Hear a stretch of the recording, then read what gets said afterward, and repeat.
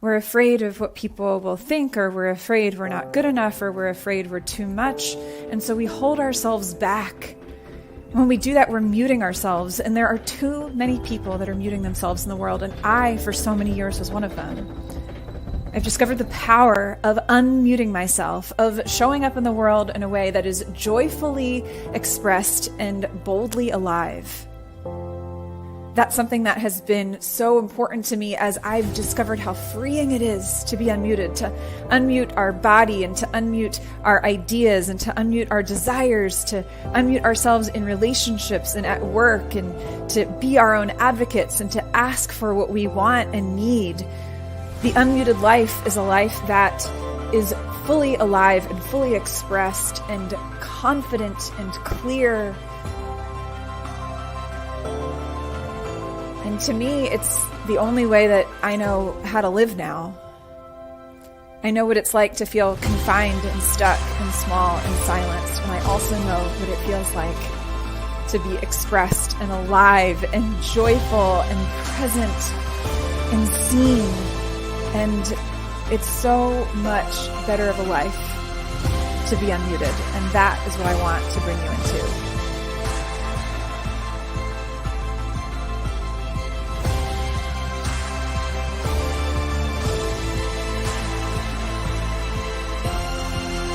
Are you ready to unmute yourself? Let's make it happen.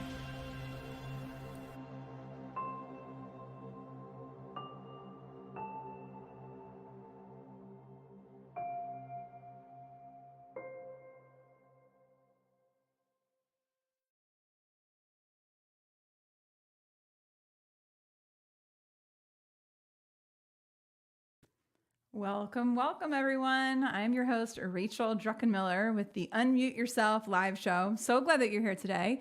I know that we have a lot of newbies that are joining us, that maybe it's your first time to the show. Welcome. So glad that you're here.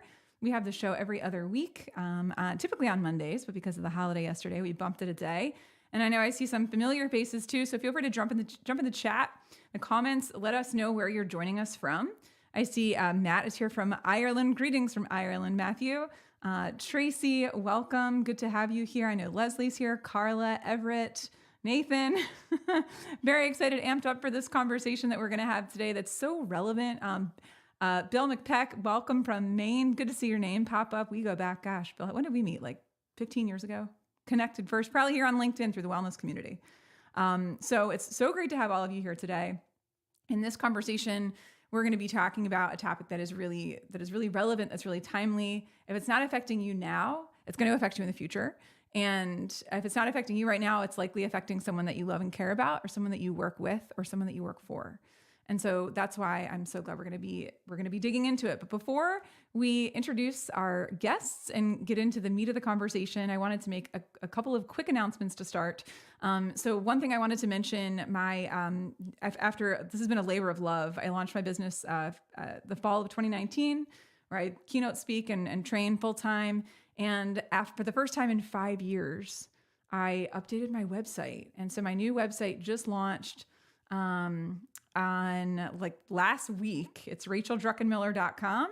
And I have lots of information on there about the work that I do as a keynote speaker, the topics I cover, organizations I've had the opportunity to work with. And it shows more about why I do what I do and the impact that it has on people. So I was really excited about that. It was time to get it done. I loved my photographer. She did an awesome job. And the company I used to do the site was called Go Live HQ. If you're ever looking for a company that does web design, they do an awesome job. So I wanted to mention that, point in that direction. You can also find my recommended reading list on there. My blog is on there. All of my music and podcast episodes I've been on are on there as well. Speaking of music, started working on song number 4 last week. So my hope is that, I think it's going to come together very quickly. And so my hope is that that will be out, not my hope, it'll be out this spring. So good news on that. Now, as we get started today in the kind of getting to the meat of the conversation, or before we kick things off with our guests, I want to invite you to think about your response to a question that's connected to our topic today. So what is your favorite way to rest and recover? What is your favorite way to rest and recover? I think a lot of times especially when we're helpers, when we're people that want to take care of and support other people and we want to feel useful, we have a tendency to neglect ourselves. And I mean, I get it. 7 years ago, I was burned out, sick as can be with Epstein-Barr virus, which is an acute form of mono. And I was not resting. I was not recovering. And I'll share as you're dropping, you can just drop these in the chat. What's your favorite way to rest and recover? One for me is I am like a, let's see, how do I describe this? Kind of like I'm really obsessed with creating an ideal sleeping condition in my room, which really helps with sleep. So having bamboo sheets that wick away moisture, having a low temperature in the room. I use like an eye mask. I do like a wind down type meditation if I can before bed. And all of those things really, really, really, really help. And then we love our mattress as well. So that's like resting and recovering. We spend most of our time sleeping, to rest and recover. And so I like to create as an ideal sleeping condition as I can. Favorite way to rest and recover, being in nature. And it's so restorative. It's actually really good. Being in nature and exposing yourself to daylight is actually really good for your circadian rhythm, which helps you to get more regulated sleep patterns as well. So getting outside in nature, looking at the sun first thing in the morning, like being outside in sunlight can be really helpful. Welcome, Toby. Create, watercolor, knit, crochet, sew, write. Kimberly, I'm with you on dancing. One of my favorite things. It's like you get in your body and you're so present and it's free. And even if you look like an idiot, there's some joy to it. Vacation with family and friends and just kind of vegging out, Everett says. Feel free to drop in anything else that came up for you. What is your favorite way to rest and recover? And while you're dropping those in, I'm going to go ahead and kind of mattress. It's called Saatva, Saatva. And they're made in the US and it's like seriously the most comfortable bed ever. I think 5 or 6 of my friends have bought one and love it. So if you're in the market for a new mattress, I highly recommend it. It makes a big difference with sleep. And being in nature too, Toby says, yeah, it's a game changer. So without further ado, and feel free to keep these coming in. And if you can't hear, you may need to just refresh the page and then make sure the little mute button on the video itself is not toggled off. If you scroll over the video itself, you might have your mute off, which you wouldn't be able to hear me if I'm saying this. So maybe Tim, you can drop that in the chat. So without further ado, I want to introduce to you our guests today. And our guests are co-authors of the book, Working Caregivers, The Invisible Employees. So Selma Archer is an employment law attorney. Her background includes having worked as a legal professional, as well as working as a human resources professional for several large global organizations across both private and public sectors. She served as a long-distance family caregiver for her mother for many years until her death in 2018. Zach Demopoulos has over 36 years of diverse experiences working in corporate and small business environments. His expertise spans across sales management, executive leadership, HR, diversity, equity, and inclusion, small business, board leadership, and caregiving. Let's see, Zach has founded and operated a home care agency for 13 years that helped over 500 families care for their loved ones and hiring over 700 professional caregivers to provide that care. He launched a podcast titled Raising the Rents, as in parents, that has received over 25,000 downloads. So please help me welcome Zach Demopoulos and Selma Archer to the show. Yay! Hi, Rachel. Hi, how are you? I'm well. How are you? Hi, Wonderful. Zach. Hey, Selma. That's my partner. Hey, Rachel. This is so surreal being on the show here after I've watched it for hundreds of, well, no. What show is this? Number 48? 48. Yeah, episode 48. Oh, goodness. So honored. I heard it's a BYOB party. Selma, did you bring yours? Bring your I got it. BYOB, baby.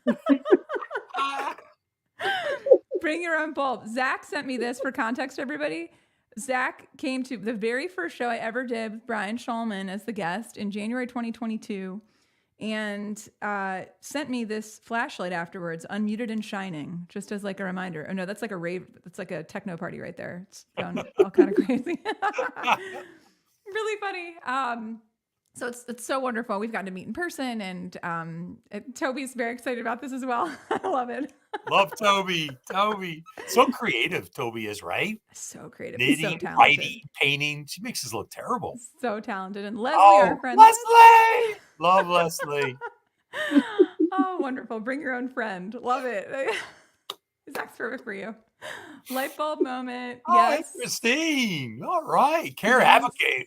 We got a lot of care advocates here. Yes, we do. So to get started, what I would love to do, I would love to just hear from each of you about a story that comes to mind for you about maybe a way that you silenced yourself at some part in your life that's maybe connected to this topic. It might be connected to the topic of caregiving, caring for yourself, caring for someone else, or it could be completely unrelated. Maybe a way that you maybe muted yourself at work, and the journey you went on to unmute yourself. So if Zach, if you want to kick us off, and then we'll go to Selma and hear Sure. Story. Yeah. So this is so appropriate. I got to tell you, and again, not to sound like I'm brown nosing the host here, but I truly want to give credit where it's due that I wish I had Rachel and Rachel's show and her community back in the 2007, 2008 when I was an HR leader, because it would have made me into a better leader. And it would have made me more vulnerable and talk more about my experiences. I was totally muted about my personal life. I grew up in a Greek immigrant family where you're proud. You don't ever talk your personal business. And in 2007, my father, 78 years old, who's never been sick his entire life, has a major stroke. He's in North Carolina. I'm in New York City. I got the biggest job I've ever had in my career. I'm the HR leader for the CFO of Pfizer. And it's like everything's going great. And all of a sudden, in 3 minutes, I got drafted into a caregiver. I didn't tell a soul at work. I'm in HR and I didn't talk about it. And I just didn't feel it was appropriate. And I got to tell you, when I think through it, I didn't give my leadership a chance to maybe support me. I didn't give people around me a chance to support me. I went on for the next 6 months of going back and forth to Charlotte from New York City. And it really got to me. It got to me emotionally. It got to me physically, financially.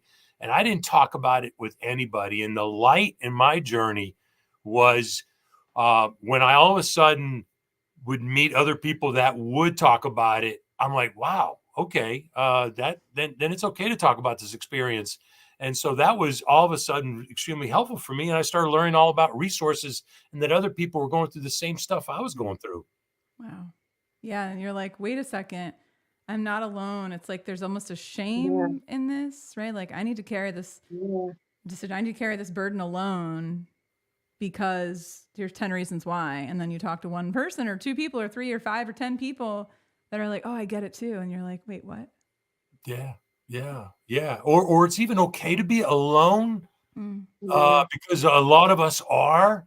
But sooner or later, we need to actually kind of lean on each other a little bit, right? And it'll make the journey a lot less difficult. So it's been quite a journey, and I can't believe how vulnerable I am today. I mean, and it's your fault, Rachel. I mean, I kind of talk, and I give credit to Brian and Nancy out there in the world that you guys got me weeping and stuff. I mean, it's just like 10 years ago, 15 years ago, I was a different person. And I'm just so grateful. And of course, Selma will tell you about herself, but then I also want you, Selma, to talk about how we unmuted with each other. And that's how we formed our partnership, which is crazy. Exactly. Well, to add to what Zach said, I also similarly grew up in a, don't ask, don't tell kind of family environment. And that was true at work as well. You just didn't carry your personal issues to work and talk about it, at least in my family. And unlike Zach, my mom became ill, and over many, many years, the illness just progressed. She was diagnosed with diabetes, and this led to heart problems, and it led to Parkinson's, and it led to all kinds of strokes. And it seemed like every year it just got worse and worse and worse. So I'm trying to work, my job from a different state and going back and forth in large blocks of time to give my siblings a period of rest to take care of my mom for them. And it just continued to just be so stressful for me because I wasn't telling anybody what I was feeling and what I was going through.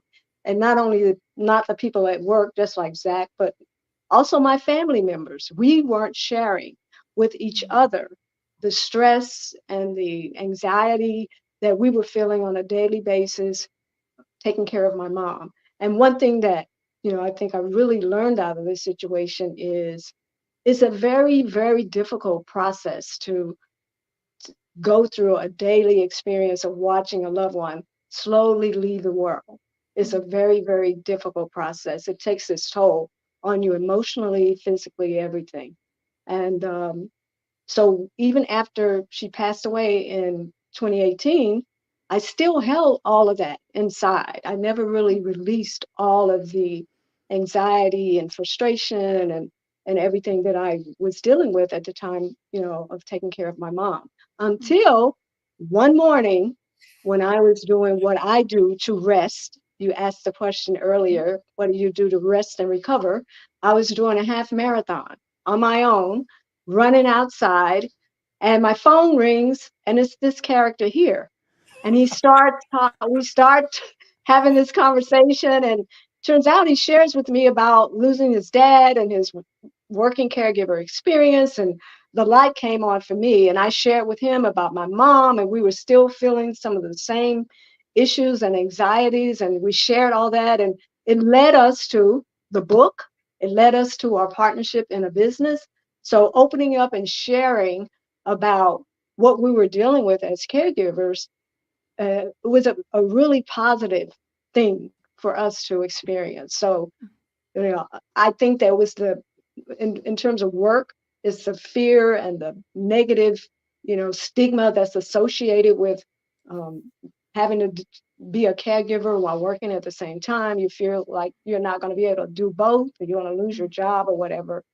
But for me, the most enlightening part of the whole experience was the book has drawn us closer as a family. All my family members that went out and bought the book, and some of them called me, asked me to them the book. I did, and they've all read the book, and they've all called me and given me their opinions and their insights, and it's just been a way for them to release. And we're all finally talking about the whole experience as a family group. And now I have siblings that are dealing with their own health issues, and we're talking about it every day. We're calling each other, we're staying connected. So it's a totally different experience. And in fact, unmuting has really changed my family dynamic, and it's changed my life in a large way. That's incredible. I mean, it sounds like the word that comes to mind is just like feeling like freer. Yes. Like, is that what it's felt like? Definitely. It's a freedom. It's a difficult thing to keep everything bottled inside, and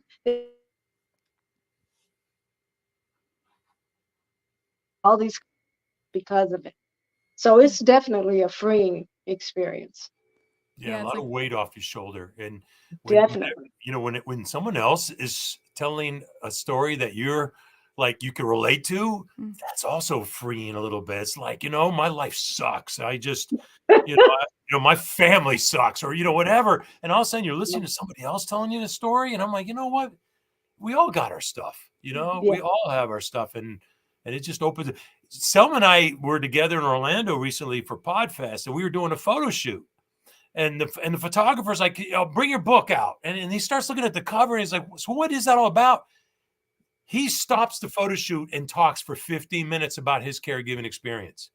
Wow. Yes. His wife's caregiving experience. And you can tell, right, Selma? I don't think he's ever talked about it publicly. It's like crazy, right? Wow. It was crazy. We had that happen a lot. We had that happen a lot during that day at podcast. People just grabbed the book, and then all of a sudden they were telling you their story, which was a good thing. So what is it that like leads us to this place? There's certain things I think in society that people feel like they can talk about, and there's other things that we've decided for whatever reason there's this big stigma around, and we're like, we can't talk about that. And I mean, you've seen in your own examples that once you start to open up, the very thing that we thought was going to sever connection is something that actually fosters connection. And so, and Consuelo, liberating, that would be another word that would come to mind to describe that experience. So like, how did we get to this place? Why don't people talk about this? Why don't people talk about it? Like when they're caregiving for somebody, why do they keep it to themselves? Why are they invisible? Yeah. Mm-hmm. You know Yeah. what? The best way, and Selma, please, by all means, I know you got one too, but I think the best way I could describe it, Rachel, is, and again, being in HR for so many years, Mm-hmm. you know, I lived in the 80s in HR when, you know, women having a child was taboo. Mm-hmm. And I will say that out loud. You know, I don't care what leader will try to disagree with me. They would look at somebody who's on a career path and they're having a child and they're like, well, let's take them off career planning or let's forget they're not coming back to work.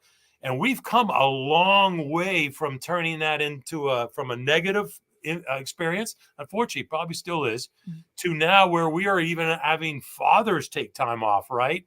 And we're doing baby showers at work, and it's a positive experience, you know, with someone who is pregnant, you know, it's all like, oh, what do you do? And this is great. And when you come back to work, you're showing pictures of babies, right? Well, no one is going to come home back to work from the hospital visit with their father or mother and show them pictures of bed sores. No one's going to talk about, you know, the dementia that their mom has, and she was caught in the embarrassing moment of being caught in her pajamas walking down the street. No one's going to talk about that at work.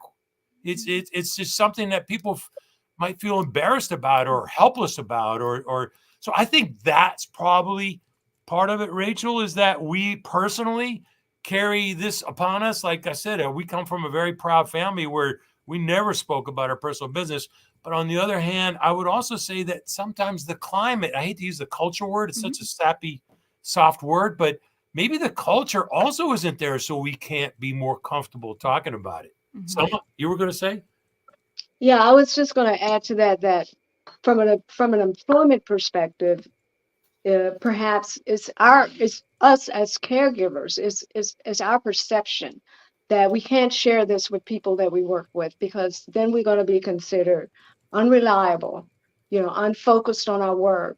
We're going to be a problem to the employer. We're probably going to get fired, because the first time I have to take off to take my mom to a doctor's appointment, or she's having surgery and I have to be there all day, I'm going to get fired, or I'm going to have a bad performance rating. So I think, and some of that may be accurate in some companies, but we're making assumptions. We don't really know, because we're afraid to move forward and share what we're going through. And like, if you've read the book, you see in the book there was a very senior level employee who was actually going through, or had gone through, the same exact experience as the employee who came to her about his issues.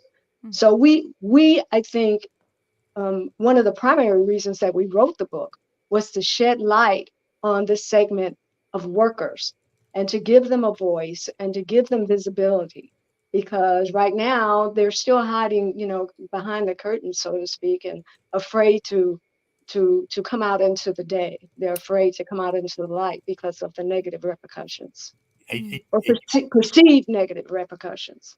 And you want something to blow your mind? I mean, and this is kind of corny, but 48th episode, 48 million people in this country, in the US, are caregivers for someone who's elderly, or perhaps an adult sibling who's disabled.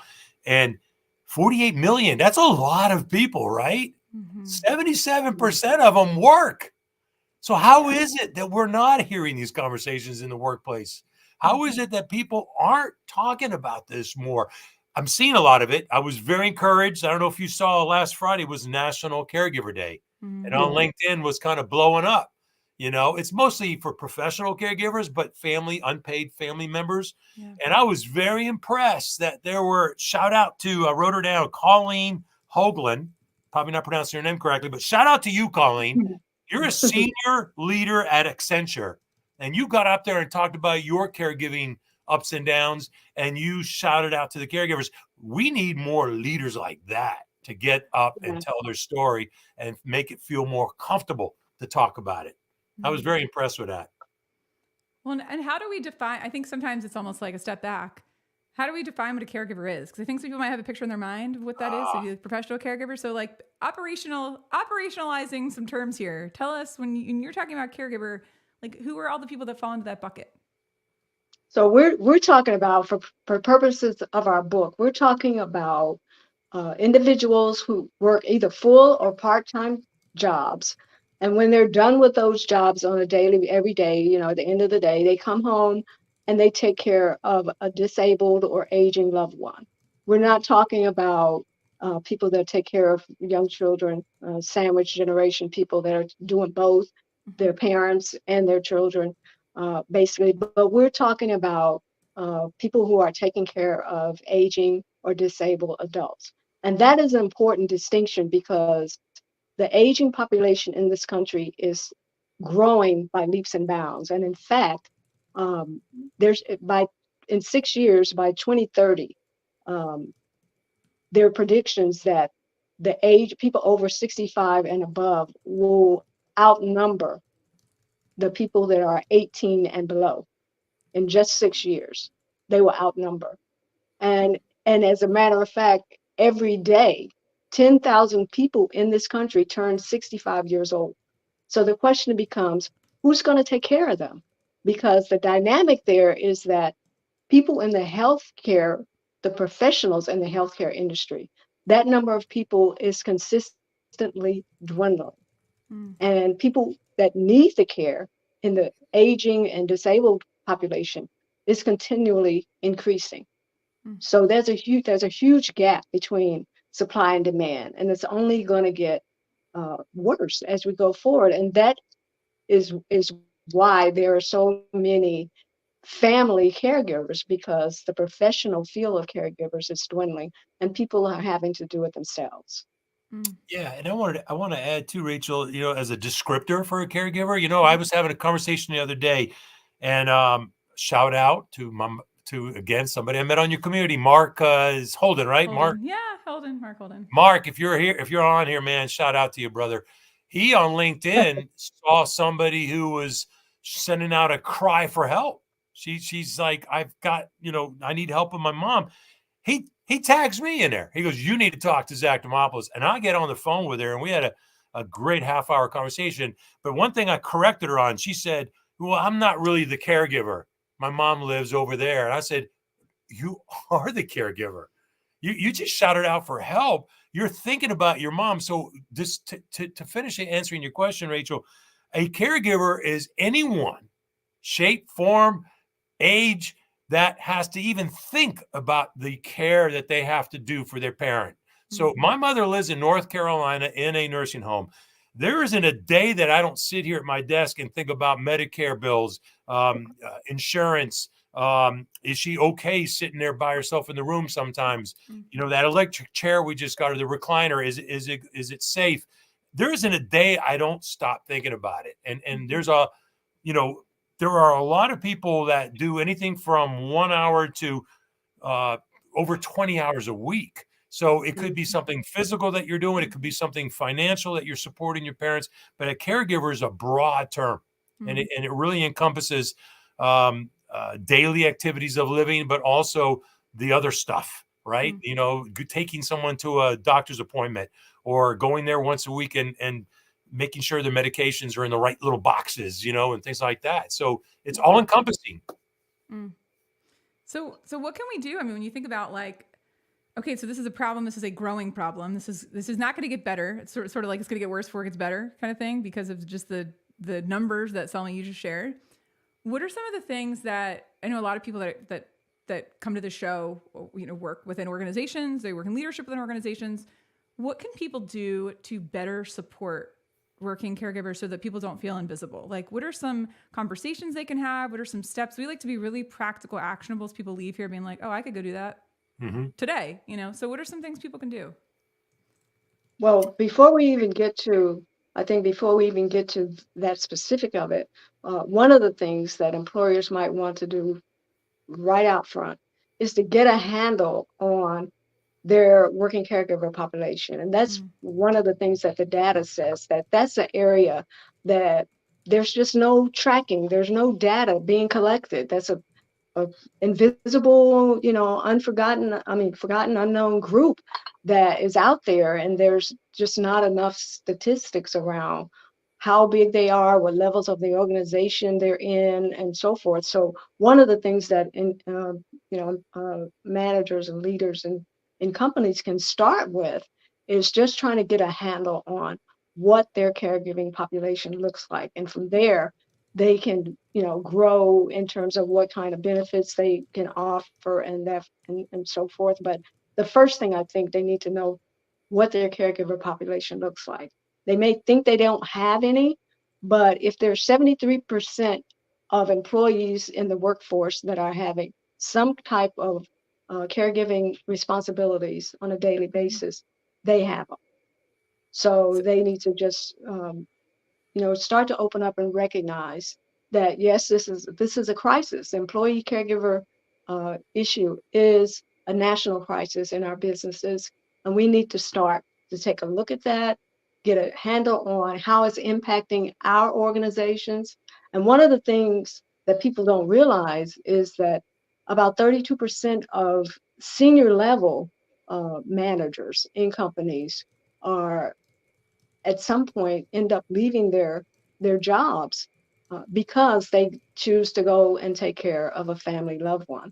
32%, that's large, and that's going to continue to grow. So it's not like it's only affecting a certain level of the employment population. It's at all levels, and primarily the loss of senior leadership is even more costly to companies in terms of trying to find and replace individuals that are hard to replace, hard to find, and hard to recruit. So I think my personal opinion is start where you are, see what that population looks like in your company, and go from there. So And can I oh, ask I'm a quick sorry. question about that? Just a quick question. Especially from the law, like the law side of things. I would imagine certain people, like, 'cause I used to work in the wellness side. I was a director of well-being for my company, and we would ask people, to fill out health risk assessments and other things, and people wouldn't even tell you like how many times they exercise a day. So I'm curious, like, what are there legal concerns that organizations should consider, or how could an organization approach doing that in a way that people? I recognize that the culture connects to this, right? It's a distrustful culture, and people don't trust. They might lie anyway. But how can an organization practically do that in a way that would be most likely to get the most honest responses from people? That's why I have a partner who's a corporate lawyer. Wait, what? Well, There's of actually. course. Go Go ahead. ahead, Selma. No, that's your expertise there, Selma. No, I was just going to say, of course, you wouldn't want to send out or take any kind of surveys that your legal staff has not approved and signed off on. That wouldn't be a good idea. But in terms of the actual issue of people that are uh, identified as working caregivers and so forth, there's no laws that say that if you're a working caregiver, you have to be protected for your job, or you're going to lose your job or anything like that. It's not like that's protected by Title VII or anything. But at the same time, I would say it would be wise to consult and follow the advice of your legal staff. Yeah, but keep in mind though, when we say survey, we're looking for just general demographic data.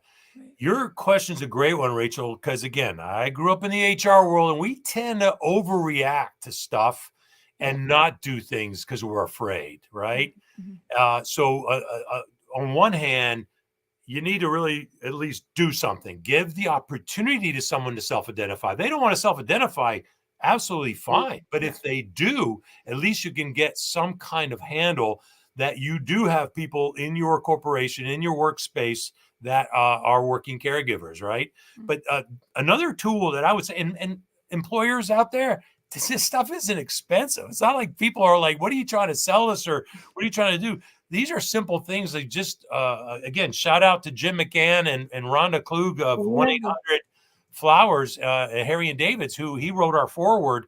He is really being a trailblazer He actually got all his HR leaders to come together one day with a facilitator and review all their policies and procedures and ask one question: are we caregiver friendly? Let's look at every single policy we have and ask ourselves, is this caregiver friendly? Because sometimes we don't think. It's something as simple as EAP, which is the most overspent and underutilized benefit out there.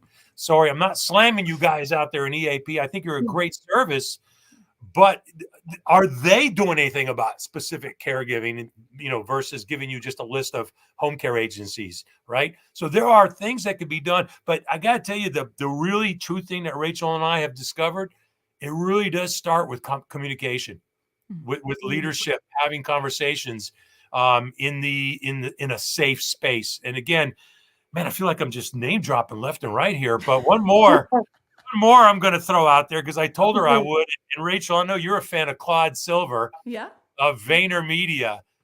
She's the chief heart officer. I was listening to a podcast recently, and she gave out an example. She created, I think there's 3 or 4 of them in the company, called Culture Champions.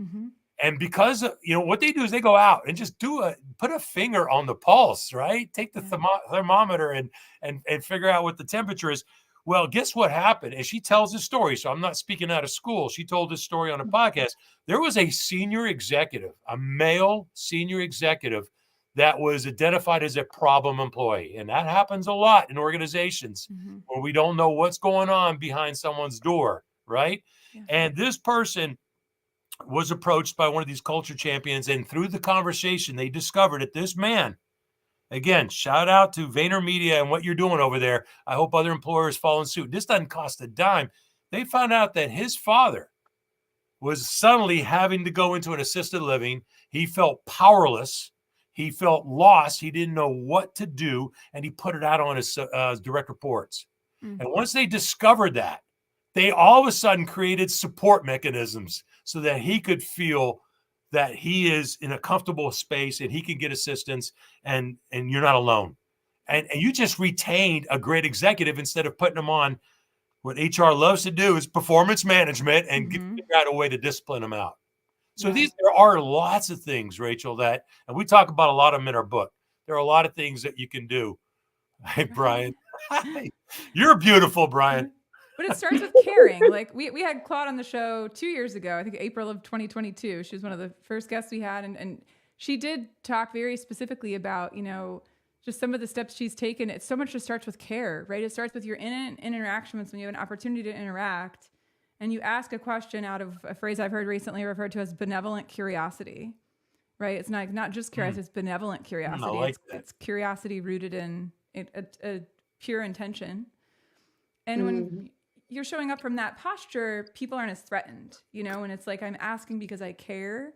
People can often feel that. They may or may not open up to you, but another thing could just be if you're noticing somebody who seems to be struggling and you're not close to them, you could maybe ask someone who does seem to be close to them, hey, have you checked in on so-and-so in a while? They don't quite seem like themselves. Do you know if they need any kind of support? I just want to make sure they have what they need, because it's often a matter of we're just afraid sometimes too to say something on both sides. And so then everyone ends up alone. It used to drive me nuts. And I know Selma could chime in here too. It used to drive me nuts, Rachel, in HR when a manager, I would bump into them and I'm like, hey, so-and-so is on medical leave. I said, so how are they doing? Well, I don't know. Well, what do you mean you don't know? They've been gone for 5 weeks. They're like one of your prized employees. You rave about them in talent planning process. He goes, oh, I'm afraid. I thought HR doesn't want me to speak to them. Afraid of what I might say.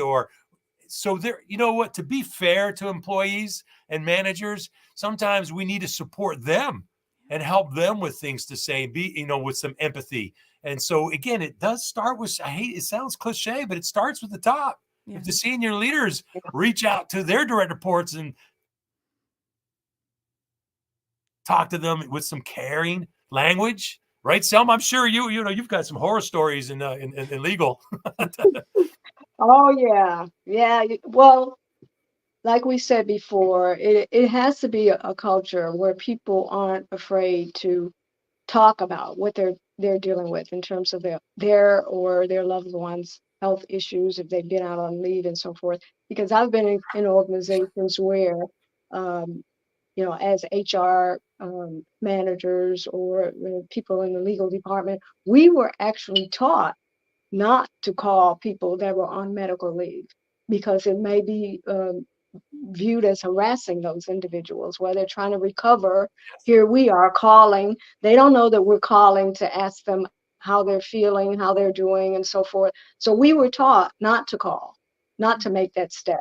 So I think in order to get beyond that, it's going to require, a culture change, a more care culture where people are starting to feel, safe opening up, and not only the individual employee, but also leadership in the company is feeling, that there's no threat to ask someone how they're feeling and how they're doing in terms of their medical recovery and so forth. But we're not there yet. What can we Mhm. do to get closer? If you could wave a wand tomorrow and like organizations, 2 levels, what are 3 things that an individual can do to, one, either better equip themselves or be a better support to somebody else? So if better equip themselves if they're in that role of caregiving or seeing that that's coming up, or if they're not, what can they do to maybe support someone who is? So individual side. And then corporate side, are there policies, procedures, benefits, different things that an organization can put in place to be more supportive of their people so that people are less likely to have that fear, but to feel like, oh gosh, I have something to stand on if I have to deal with this. So you can answer either one of those in whatever order you want, but I like to think of it in terms of the sort of the individual and then the collective. Well, in So terms of, did I cut you off, Zach? no, go ahead, Selma. Oh, um, from an employer perspective, I think some of the things they can do involve, um, again, going back to creating a culture that is embracing of working caregivers. And that is going to require a little more knowledge, the employer having to be more engaged, awareness around their population of working caregivers and what their needs are. Also, I think that in the literature, the data tells us that there needs to be more tracking of data around uh, working caregivers, uh, uh, how much how much they compose of your organization's workforce, what levels of the organization are they in, what their needs are. Um, and then also senior leader, I think I said senior leadership should be engaged. But one of the things that in all the research that Jack and I did in writing the book, one word continued to emerge when we talked about and thought about what is it that uh, caregivers that are working and caring at the same time, what is it that they need from their employers? And over and over, magazine articles, podcasts, no matter what we looked at to find the answer, it was the word flexibility. That was one of the key words that working caregivers kept echoing that they needed in terms of flexibility, in terms of work schedules, flexibility in terms of work locations, being able to work remotely, being able to have varying schedules as to when they worked so that they could work around their caregiving responsibilities as well as their work duties. And I think one of the things that we tend to forget about is that people that are caring for their parents while they're working, you know, uh, they are just like the rest of us. They want to do good work. And the fact that you're working from home or you're working from another city to help your parent or whatever. I know when I was doing that, I was working actually more than I would have been if I was in the office 9 to 5 every day because I didn't want to feel like I was cheating my employer. If I was home, on a break or had taken off some days to go and take care of my mom, most of the time I was there, if I wasn't caring for her, doing some daily activity, I was doing my work. So, it didn't matter what time it was, midnight, 2 o'clock in the morning. I'd be up doing what I needed to get done and making sure I met deadlines that were due. So I think that in terms of employer, there are a lot of things that can be done, and we do go through several of those other strategies in the book. Individually, Yes. we well, the first thing I would say is learn from our mistakes, learn from other mistakes of caregivers. And I think you and I were talking about this offline, Rachel. Community is also rest and recovery type tactic. Just tap into a community that is a caregiver support. It used to be where like males and millennials couldn't find places like that. That's just an excuse. There are male caregiver support groups. There are young people's support groups out there. And if you need one, let me or Selma know. We will point you to the right direction. I'm actually the member of a huge community called Working Daughters. That's right. Say it again, Working Daughters. And I was baptized Working Dude because everybody kept saying, hey, WDs. And I'm like, I'm not a WD. And Liz O'Donnell, shout out to Liz O'Donnell. She started that group. It's about 8,000 people strong. It's a private Facebook group. You're talking about unmuting yourself. Yeah. You join that group and don't say a word for the first month and listen to the venting, and you're going to feel a lot better about your situation. It is a safe place. And I got to tell you, there have been times where I see somebody negative about their employer and I will try to put another spin on it and encourage them. Or I will be negative about something maybe in the nursing home and somebody will come and they will be my support. So I would say individually, we owe it to ourselves to learn from the mistakes of our former caregivers. And I would reach out and talk to somebody who has got experience in this. And, the 2 years that between I sold my business and working with Selma and now launching this business, I literally spoke to about 2 to 3 people a week, strangers on LinkedIn for a half hour. A lot of people from your community, Rachel, people from other communities I'm part of, people that Mark Holden will yell at and say, talk to Zach. And I will tell you, in those conversations, you can almost hear their breath because they're trying to do everything. And I'm like, no, let's talk about the first step, right? And that's identifying a plan. And then the second step, what are your provisions? And then the third step, who are the people you need to bring into your lives? And have you spoken to your manager? Give them a chance at least to try to help out. So I would say support group. I saw Leslie write, work environments need to be safe. Well, who's to say, why can't you do a caregiver support group right on site? And please don't send a leader there to supervise it or oversee it. I mean, come on. Sometimes, leadership thinks employees are dummies. We see things coming right out of the woodwork. Have an environment, set it up in your own workspace, do it on there while they're being paid, and let them have work caregiver support group meetings once a month. Yeah.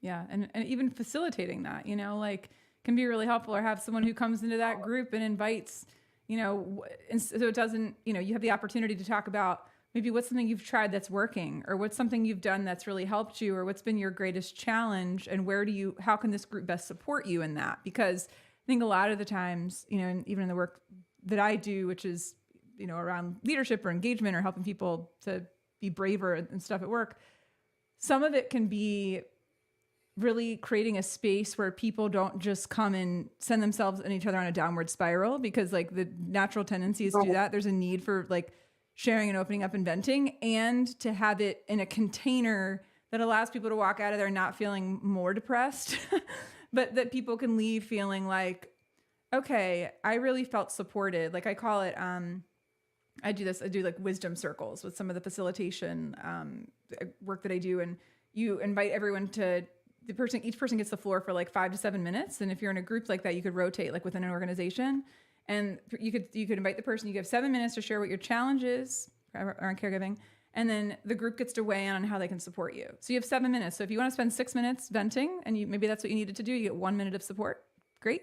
If you can share your challenge in a minute or 90 seconds, you get 5.5 or 6 minutes of insight and support from people who can either ask you questions, suggest resources, share their own experiences that are similar.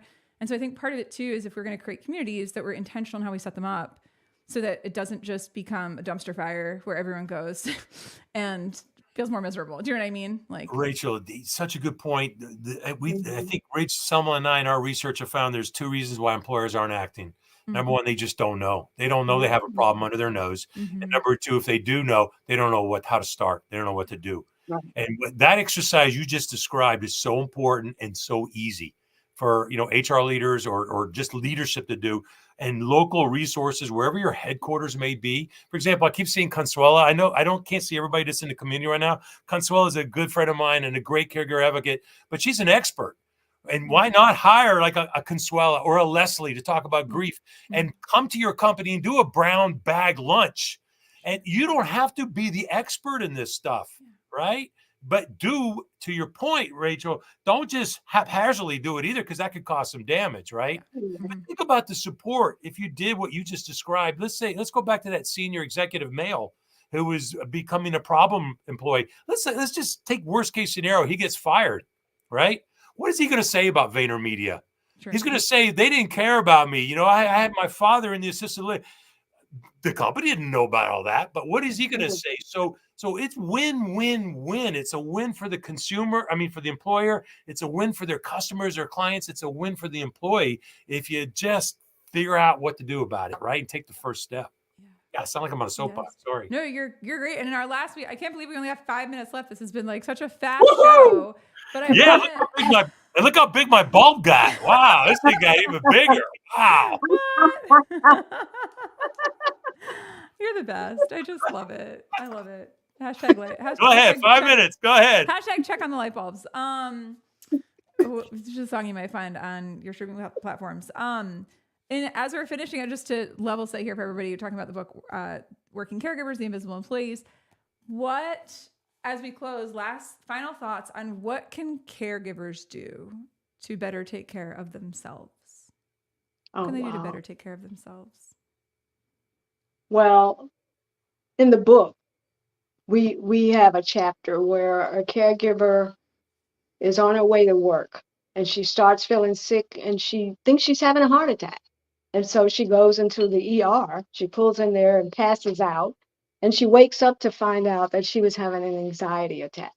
And she had certain indications that something was wrong and that, she was under a lot of stress trying to take care of her aging mom and her young son at the same time and working full time at a very stressful job. But she did nothing about it. She kept telling herself, I'll go check it out. I'll go to the doctor at some point. I think one of the tendencies for caregivers is to not listen to their signs, they're so focused on taking care of that loved one that they forget about themselves. And that's one thing I have to pat myself on the back for, because when I was taking care of my mom, I started out taking care of me. The very first part of my day, what I do to relax, as I said, rest and recover, I would do my run first thing every morning. I have someone come and sit with my mom. I have a sister or brother come and sit with her. And I took the time I needed to relax and rest and recover for me. And then I took care of my mom. I give her the rest of the day, but that first part of the day was for me. And I think caregivers need to carve out, find out and determine what makes them happy. It may not be exercise, it may be reading, maybe a hot bath, whatever that is. Carve out that time for you. Take care of you, because if you can't care for yourself, you're not going to be well enough to care for someone else. Well said. That's awesome. I mean, I'll just add one more thing that's pretty simple, and I will quote. I'm going to butcher it, but my good friend Max, the blind blogger, says it very well. He even wears a shirt that says this. He goes, "If you don't ask me, then you're not giving me the chance to help." So you're basically, it's, hey, shame on you, right? So my piece of advice, just on top of what Selma's saying is, please, please, please just give somebody the opportunity to help you, whether it's a sibling, whether it's somebody at work, or whether it's somebody in a support space. Just give somebody at least the chance to help you. It will mean your health. It will mean your finances. It will mean your mental health. It will mean so much if you at least just give somebody a chance to help you. That's probably the best thing I could say, and learn from our mistakes.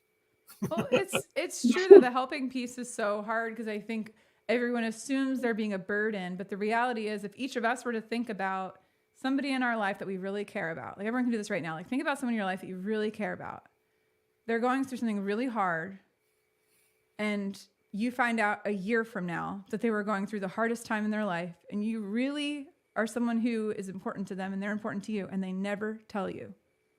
Yeah.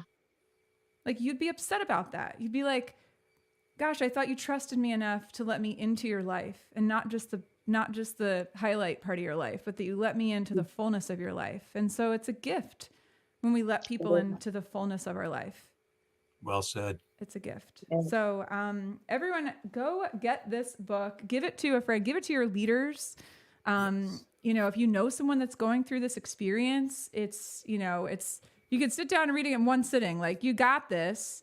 You know, share it with your HR team. Say, hey, can we set up a community to talk about this?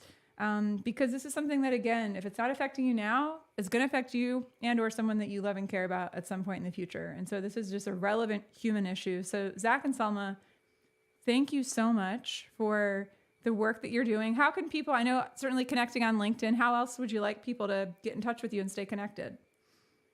LinkedIn's probably the best, easiest, but it's a simple website too. IEadvocates.com, I think, Selma. Yeah. It's on your tagline. It's under your name. Okay. Yeah. IE Advocates. It's Invisible Employee Advocates. We just try to make it simple. So we have a website there too, so you can reach out to us. But please, I like I said, we literally talk to people all the time, and it doesn't cost anything. We love what we do. So. Well, thank you, Toby. I want you to knit something for me, Toby. Or paint or draw. She's so talented. I can't even tell you. I got her thank you cards over here. She's an amazing artist. She's fantastic. Is. My mother-in-law framed a Christmas card that I gave her. She was like, I wasn't even going to throw it away. It's so pretty. I framed it. Hey, thank you, Rachel. On behalf of Selma and I, for what you do, for these conversations, the voices.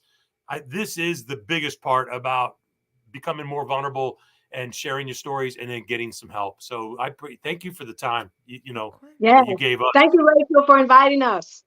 Yes, I'm so happy to. I feel like there's even more we could probably say about this that maybe in a future episode we talk about more. But again, thank you again. Our next episode, Consuelo, thank you for joining us. Everyone who is here, thank you for joining us. Reach out to somebody and check in on them today. You just never know what people are dealing with, and we've never, right? Like, check on those light bulbs, right? Like, we got to check on the light bulbs, right? That's what they tell us, right? We got to do that.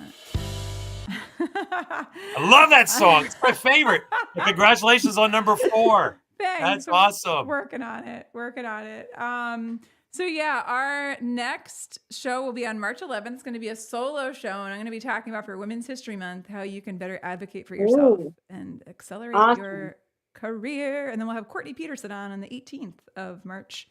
And she is somebody I met several years ago and is a really inspiring leader in the space of HR.